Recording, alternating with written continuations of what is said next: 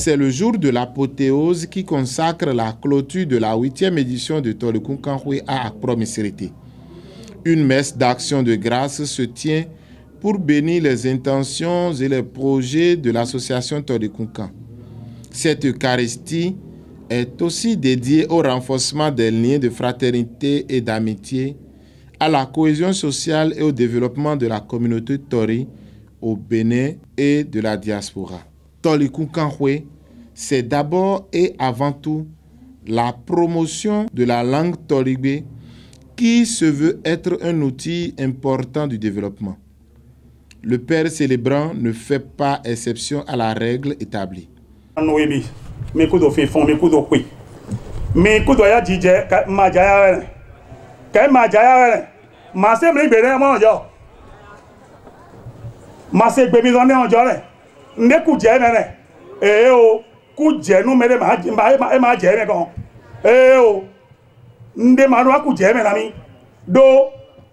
Mau dami mekpona ya jije mau de gadami amo dinami mi no be modo sen melo be sen mau ma e mai mere ko sen mau de o mere ko sen mau mi kudo we kai kabi e ba ya ne e ya be ya ma be ya ne ma mi hope na maubo mi hope na jiwe we ena che na mepo ma go fo ndo do me kon e di fucking do lo la won do bi yo hare pe fani won bele ye mo jale mo jona nga mo te to kuro ni a holu mi ton elo meme ma yiro ye do meme la kinga no nga jeji ndo na do a holu mi ko abo mi ku do we mauna ya jije logo ogbe me poton me ja to re mi lo kwe yo me lo yo me ndifa ena di ono come lo mauni come ena di lo mauni come gbe mai nyo o amo namina baibon ni do jong imina din kindo ndo vu do yan we o me lo tan de me da we rere ni choku e bo dagbon chow me moho le ya si hun de chok e chok ka do si me moho le ya si hun e moho si hun pe ni choku ebo do hale mo ya oji mo yi hale si mi o halo na ji halo ni o kona ho ni mo hobo nlo gbe mo do ma ngoku ipali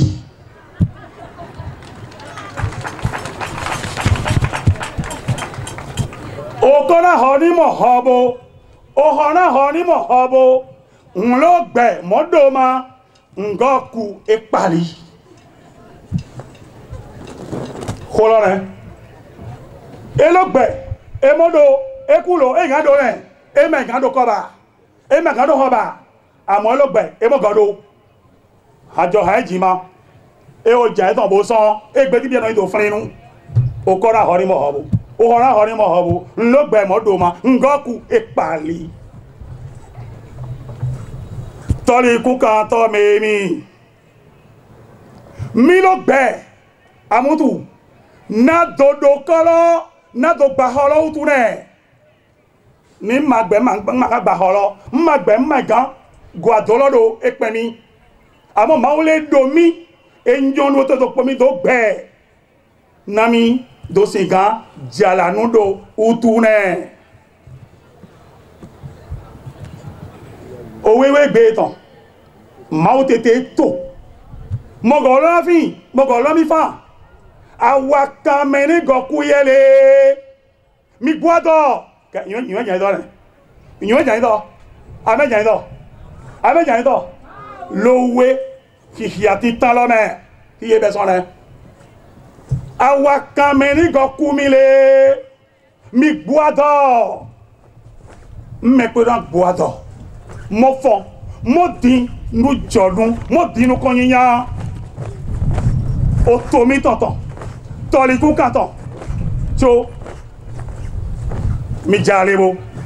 mando gbon ito lare abono ku je me mi gbona mi ni fo don lo kodo français be mo ja mo lo fa ti janabi nyoton jira gbodo nyone ah nga fi azande po lo yine be me gango jafa nyone bakon nyone don lo yine gbe utu ezelo ona ko lo yine na o ni o ma ko yine ezelo àwọn abayi obo jira ezelo do lo egbe ni o gbe de ona to bron zalo me be ni ezena jong egbe lo me ele ni ezena jong egbe lo ne nlepo de mebi na zedo aga iba pipa mawuton gigo mawutete ton itete juro moto eno itoka kakana tande mogo afon fa epe mi do na ze mauna zepo mipo mauna gozepo mipo abomble po ma ze otonu ne poyo do zema mina no po do zine be e monyaga ajogazi miko ohun irabo apapara sami do klona go jeje na ze mi do oklona jipe yawe akalo jeje wenu yeda na mi na nyena klona Jesus ikwegbe o jeje na ze mi jeje na ze mi do oklona jipe yawe akalo be jeje ton kono se bi aso igbo me lo to di gbegbe jeje ton kono se so igbo me ya ma mo halare no pon mo no di be ma mo lo mi go mo na jeje ton kono e mo go gbigbo me na de pepe mi ton yi jeje ton kono mi na ze mo ala ne e ma mi ton ne ma we na ya jije ma e ma ga ble ko ma jaya ne po no do jaya e do jong pomi on to bayi moto se e mo jo ma ye jihadi faram nyoma yo fa nyona polo gbe mo mu azan lo ye o to we ba we dem kera ni kwe atan mini po kwe atan lo e me amu ejo lo kwe atan we ka je egbe toli ku kanifi nebi na mijare nemu e ba do ohun re do gbe ma leko wa lo nemu e ba do mo son gbe ma ga mo lo no kunji ba do yo bi ogbere vo me yo yi gbedevo gbe mawuton ye mele bi yo bi e polo ito nemu e o son me boya ye jona mo devo gbe ma ga mo bi e mo e mo ifan no kumi toji fue atonto la godo iye no jodo ope ami kan bayi dodo pe ona ma o ora del jeune e me jere ka e menu re we ile pepere olelo pa Jesu pa ma o do ma we na gbe nyon pe epo amoto gane na mi do wazon azona mo ngoton e o do gbe lo ma mo tàbí egbeto ede me na mi so mi do wazona no konyiyan o gbe loton jamutu ma do wazon na no konyiyan e no kon e molo godo na gonya dikon e o mo ma jo fami yan godo no konyiyan no dinami no konyiyan di ndo kode fa mauna to kwelo ejiro mawulo be kwe ton iye no yin amo jo itete kwere wa se e pa mi ina jolo yi ko e ton me do hare jan we po ina gbere lo ta mi ton na basi na yo we po ina gbere ta mi ton na basi na kabina kabi o takumi to ema John wane takumi na John wane ya takumi to John wane ya e kon we pe to gbele takumi to na baye mo John chane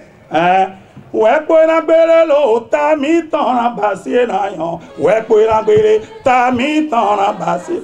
mauna mauna bayi takumi to mo takun John de na din no John na to mi na tori kun kan lo pete ya wewe gbe ton amutu maudo ne odeka oindo pa mo jele utu ne amutu do hun to ne oindo se ko eton ne mo iro do te gbigbo me do yan wa zon amutu do ne afo oindo si zonrin do mo na te no yi de lo wa sisin gbe ma sin kan fon tite ene alo oindo tin alo do te no yi ne o fa e o e lo ma tan do me kan e lo ma yan me de kan afole o glone mu ado wa mauri nami no moje no me iton koton nami do nyofa ni toli ko kana note kaka do ya elo tesi elo tosi elo blek pe mi ton ici de pe mi ton no we si ele ngari fan mere do itoi mi jiro fani ito mi do ito mere polo godo we mauri bai na minize wani ni aika do tonu e nkoton gbego ifan ki ma do wa yan bayi na go afodo godo eye o ni ejon na tolo ejo na mi te poi ejo na tolo ejo na vimi to e ye mo du gbe ton do ye lo we fa wajala wadai wajala mi ton we ami no jodo na vie voloi ami jo jodo na jonjo ja se ton e wanyenyi imi do na ju do la wan na ye aya jije mauto nikan mo bla meti te poi mo fon mo do pe ni mo jan dagbe kru na wa na mi nye masaga no ja uzo eje ke fi we gata wa na mi we me te masaga la masaga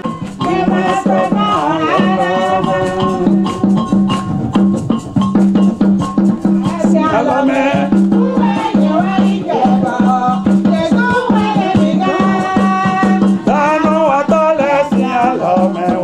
wa ijeba Jesu wele miga aoto egro to we bogla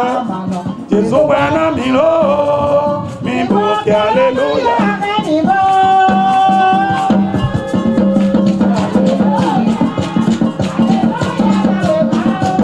yawa o kende na ri dole so kile no me o sale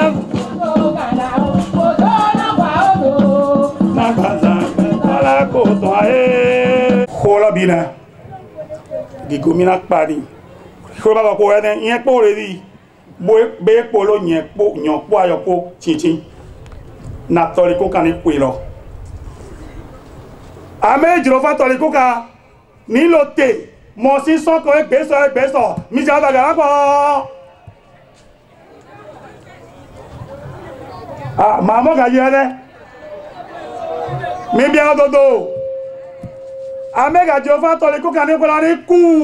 ni zo daga e ba de mauna bai modi ogbe eton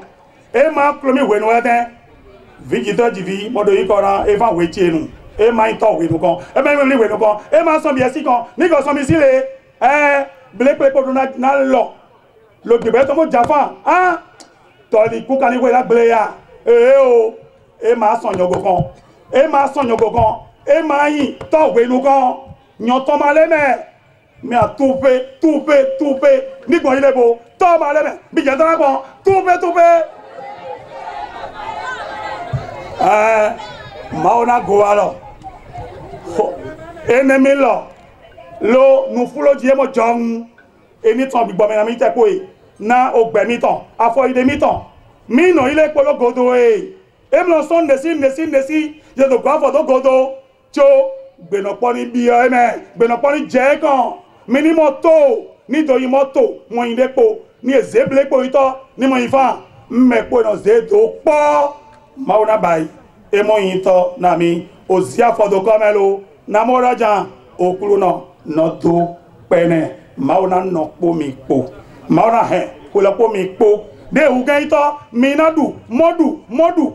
du kolo yiko eto me e mo ya jeje na gbelo popo na tori kunkan na hwento mi ton ye ene lo tu na be yo kwa de jeune fan si afo do come moja we no ke na nye fo so khabo no kole nye na pa ma o ji we yewe we no ke na nye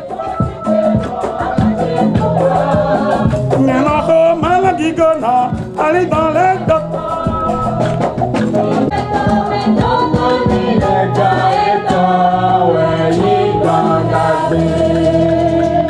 Enadje mimepo uganito egbe ezen tegbe kaka donya. On retient que les Saintes Écritures invitent les frères et sœurs Torinu à l'esprit du pardon, à l'unité et à la solidarité. Elles mettent expressément l'accent sur la promotion des valeurs humaines basées sur l'amour. L'amour envers soi, l'amour pour son prochain, l'amour envers Dieu et l'amour pour les responsables de l'association Tolekoukan qui ont surtout besoin de soutien et de l'accompagnement de la communauté Tori pour poursuivre le chantier des retrouvailles identitaires Torikoukanhwe. Placée sous le haut parrainage de Madame Claudine Talon, première dame du Bénin et native de l'ère culturelle Tori, la 8e édition de Torikoukanhwe a été rehaussée par la présence de plusieurs autorités politiques et administratives. Dans son discours d'accueil, le maire s'est dit honoré d'accueillir un si grand événement culturel de retrouvailles, de brassage et de fraternité sur son territoire. Après Misérité, cœur vivant de la communauté Tori, heureux et fier, s'honore de la présence de tant et tant d'invités venus célébrer avec nous la richesse et l'immensité de notre si grand patrimoine. La communauté d'Accra Misérité,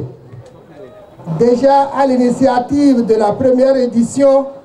des retrouvailles de Tolekoukanhwe, est pour nous une fierté sans pareille. En entrant dans l'histoire, notre commune Accra Misérité a ouvert avec et pour la communauté Tori une glorieuse page de son histoire, son vivre ensemble, son ouverture sur le monde, preuve de son engagement à servir de ciment à la consolidation de notre commune nation. Mesdames, Messieurs, distingués invités, ensemble, nous allons construire une communauté forte, une nation solide. Tolekoukanhwe tia tonton andu emite to Accra Misérité. Bibeton Misérité webedo. Tia tonton de miwae.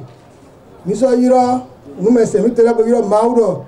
Inka ona mina mito ko lodu ta fon ka zaniku. Mindo ndo mede wale po podo aero. Vie vivina mimbo mido wa. Okwelo bebe bo Tolekoukanhwe si mere irato dudu kaka doyi mimbiaro gbemi tori no po do gbe no po me asanra no fun tote bo okwelo aya jesi kwe we na ina mi ko na yin kwede bo mi an to mi ndele mo me tron la mi ndo commune de le do mi le bi kwata a on linu ya file pe diaspora si me mi ton le mi ndo gbe do yin ko abo bo mi do ai do mi lo opo mi an do du ko lo ndo mi ton do mi merci.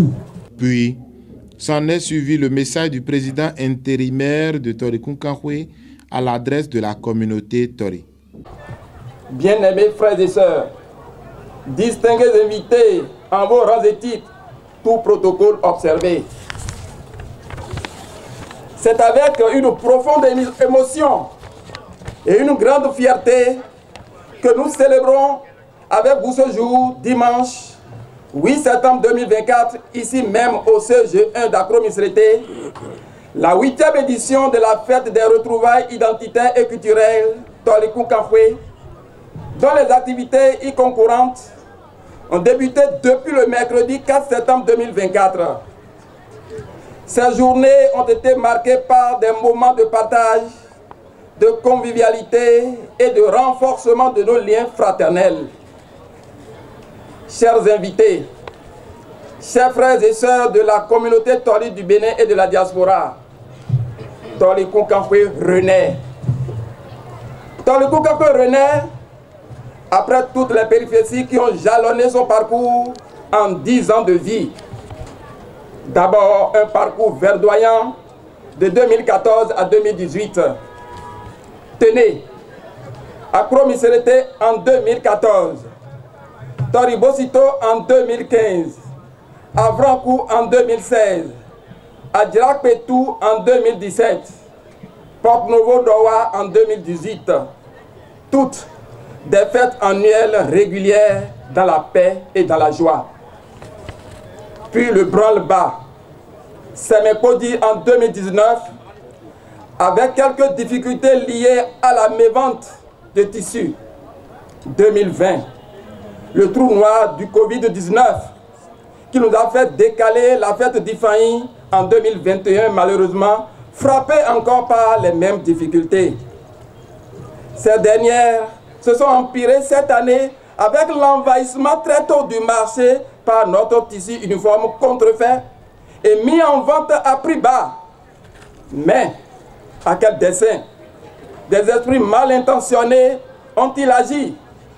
Est-ce pour réduire nos recettes et affaiblir l'association? Ces situations ont eu pour conséquence des projets d'infrastructures non encore réalisés à Toriagonsa et à Ifaï, faute de ressources financières subséquentes.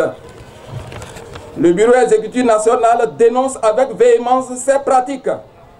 Il est déterminé cette fois-ci à décourager les auteurs de ces pratiques en utilisant tous les moyens de droit requis. Et comme si tout cela ne suffisait pas, nous avons le rappel à Dieu de dignes fils, responsables à divers niveaux importants de notre association, dont le président du bureau exécutif national. La mort subite, le jeudi 15 décembre 2022, de l'un des plus dignes fils Tolinou, le premier président de notre association, Feu Blaise Soulande Sokenu Djebou, nous a plongé dans un désarroi total qui nous a encore fait perdre pied l'espace d'une année. En effet, le président Blaise Soulande Sokenu Djebou, affectueusement surnommé Ne te fâche pas, membre fondateur, était un leader charismatique, un homme de vision, un pilier et une lumière qui a consacré une grande partie de sa vie à l'unité et au développement de notre communauté. Sa sagesse, son dévouement et son amour pour notre cause commune continuent de nous inspirer. Son départ le jeudi 15 décembre 2022 est une grande perte pour nous tous. À sa suite, et dans notre mémoire, nous avons encore le souvenir de nos frères Pierre Aforé-Goncourt, enseignant et directeur d'école en 2023, et le colonel à la retraite Idelphonse Koovi Joy, le samedi 10 février 2024, tous membres du bureau exécutif national Tolikunkanfwe et bien d'autres membres de l'association qui ont contribué au rayonnement de Tolikunkan. Avant de continuer mes propos,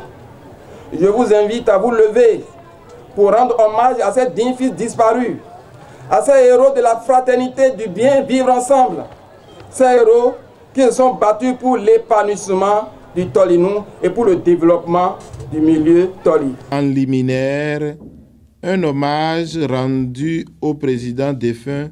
et à tous les autres membres du bureau exécutif national.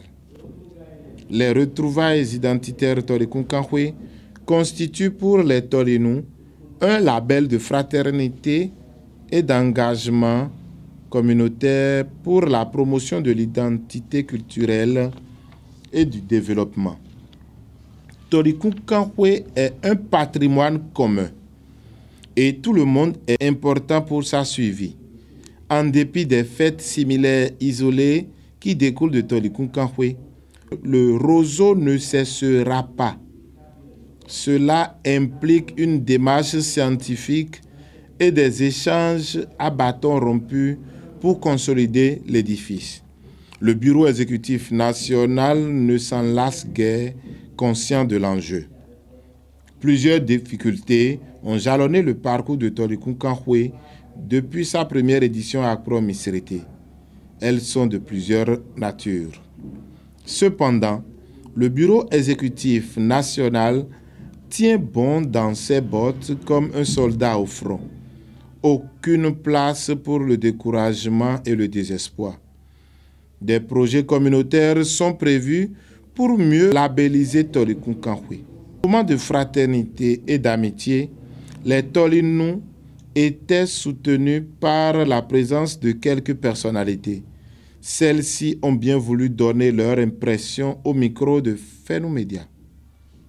En fait, je suis très contente de participer à ces moments de communion. Vous savez, on dit toujours qu'ensemble, on va plus loin.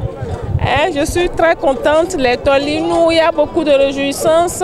et les prières qui sont formulées, que Dieu exauce ces prières qui nous accompagnent pour que la prochaine édition soit meilleure à ce que nous avons vu. Mais c'est déjà bien puisque dans la symbiose, la fête s'est bien passée. Je suis très heureuse et je me réjouis que cela se passe dans mon département. C'est un honneur, c'est une fierté et bonne fête. Mes impressions, c'est des impressions de joie. Ça a été une fête réussie. Il est bien vrai. Vous avez suivi les lectures du jour. Les lectures du jour ont tout dit déjà. Retrouvons-nous, restons unis, aimons-nous. Ceux qui ne sont pas arrivés aujourd'hui, je crois qu'ils vont rejoindre le groupe. Ce n'est pas seulement dans Torikukan que nous avons ces problèmes, c'est partout. Même nous, même dans Wemekwe, nous vivons ces problèmes. L'essentiel, c'est de suivre les conseils donnés par les prêtres ici ce matin, afin que toutes les filles et fils de Tolikunkan se retrouvent pour que l'année prochaine, que nous soyons plus nombreux que ça. Bonne impression, bonne mobilisation, bon travail, solidarité, fraternité, c'est ça que j'ai vu. Et j'ai vu les Huela qui sont là, qui sont même père, même mère avec les Tori. Voilà. Bon, vous savez hein, qu'on a raté 2 fois cette fête compte tenu des événements, des tristes événements, surtout le décès du président Souken Diabou, dit ne te fâche pas, paix à son âme, le décès d'un membre aussi à Folé-Goncourt et le décès du responsable à la sécurité, le colonel Joy Idelphonse. Donc cela nous a retardé de 2 ans. C'est pourquoi nous célébrons ici à Accra-Missirete la 8e édition. Donc c'est sûr que la mobilisation n'était pas de taille. Mais comme nous venons de commencer, prochainement en 2025, je crois qu'il y aura plus d'amélioration. Plus de tous ceux qui doutaient ont compris aujourd'hui qu'il faut s'y mettre. Et je ne pourrais que féliciter le Bureau national, féliciter tous les Tolinous et aussi nos amis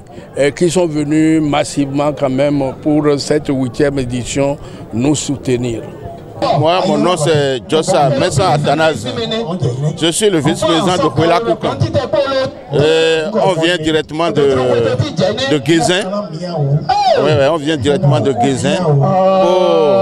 assister à la fête de Tolikunkanhwe, qui est un partenaire sur le terrain Huela Koukan vient de naître et on a voulu sillonner le terrain pour voir où se trouvent les Huelas dispersés là. On veut les rechercher pour les regrouper, pour qu'on soit ensemble, pour qu'on soit plus fort. C'est ensemble qu'on va tirer la corde loin. Voilà. J'invite les Torinos et surtout les Huelas à ne pas baisser les bras. Dans toute entreprise, il y a toujours des difficultés. Donc,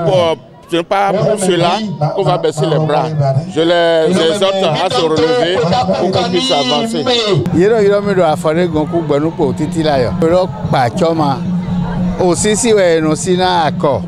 Do akosi gbepri do wa komiton leton sin pe do emite eje hungbe bo je gangbe de ye bi bairo bo mi modin lo e ma pacho do acho ma paro bairo avo ye so ki avo bairo avo mena mi bojo na jira ndo do ete apo eto me video ete kaka dimbo ko ni le do bi wa mi di do de jo hwe ni ma so jo bablo. Le plus grand et unique événement culturel des Torinos du Bénin et de la diaspora poursuit sa légende malgré tout. Entre difficultés et défis, le Bureau exécutif national se positionne en incubateur pour la mobilisation massive des Torinos aux différents projets. En attendant, les réjouissances populaires permettent de fermer les portes de la 8e édition dans la gaieté et l'espérance.